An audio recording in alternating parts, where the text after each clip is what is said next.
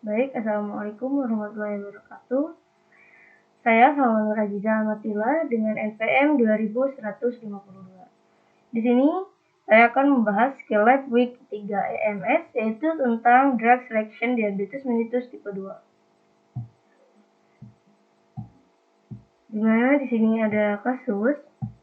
Yang pertama, kasusnya adalah Nyonya Mike, 43 tahun, bekerja sebagai konsultan di bank swasta, kemudian datang ke poliklinik RSUD X dengan keluhan selama 3 bulan ini sering merasa lelah, sering buang air kecil, namun merasa haus. Selama 2 minggu terakhir mengeluh gatal-gatal pada organ kemaluannya. Pasien sering mempunyai kebiasaan makan cemilan dan juga minum soft drink. Nah, di sini pasien dia mengeluh pula sering nyeri ulu hati dan mual. Kata dokter, dia menderita ketukak lambung. Nah, ini sudah diberi obat, namun dia sering lupa untuk meminum obatnya. Pasien menyangkal adanya kesemutan di ekstremitas, menyangkal juga penglihatannya buram atau nyeri pada dada. Nah, untuk riwayat keluarganya, ibunya itu terdiagnosis diabetes mellitus, kemudian pemeriksaan fisiknya BMI sesuai dengan OBES 2, tekanan darah 110/70 mmHg, pemeriksaan lain dalam batas normal, dan untuk pemeriksaan laboratoriumnya kadar glukosa puasanya 140 mg per dl, glukosa 2 jam sudah makan 257 mg per desiliter, dan untuk HbA1c-nya 7,4% dari dan hasil lain itu dalam batas normal. Untuk alamatnya Nyamai itu adalah Jalan Hasanuddin 77. Baik, next. Nah, di sini akan kita bahas yang pertama dari drug selection-nya, kemudian dari dose regimen, dan dari resep yang akan diberikan kepada pasien.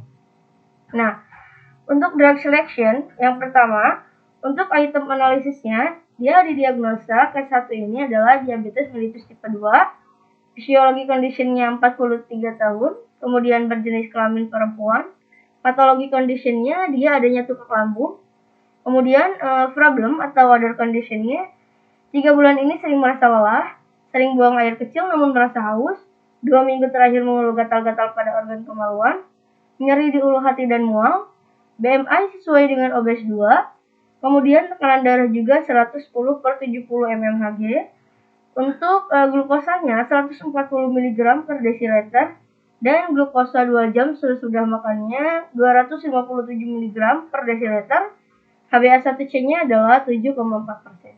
Nah, untuk personal drug and ration-nya metmorfin, karena menurunkan HbA1c 1-1,3%, kemudian tidak menaikkan berat badan, tidak menyebabkan hipoglikemia, dan menurunkan resiko CV.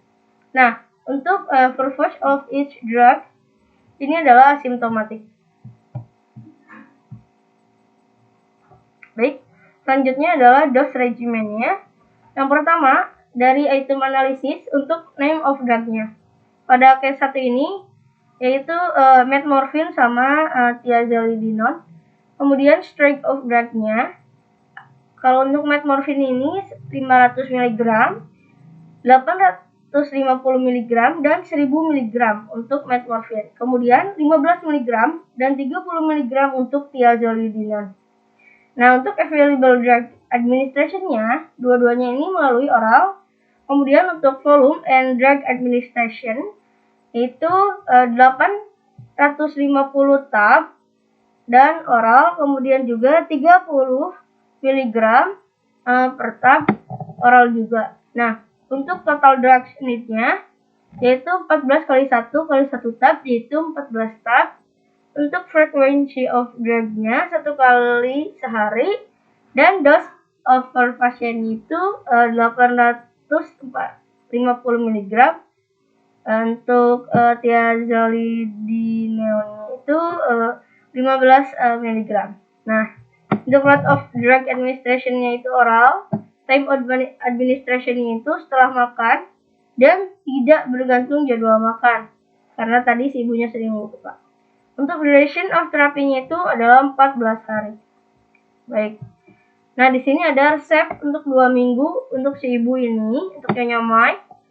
Nah, ini untuk kliniknya, kemudian dokter, SIP dari dokter, alamatnya, alamat klinik, dan nomor HP-nya. Nah, di sini Tasikmalaya 20/09/2021. Resepnya adalah metmorfin 800 mg type. Kemudian nomor 14 ini tanda tangannya, kemudian ini untuk nama, umur, dan alamat dari pasien. Nah, baik, mungkin itu untuk S1. Nah, terima kasih. Mohon maaf bila ada kekurangan. Assalamualaikum warahmatullahi wabarakatuh.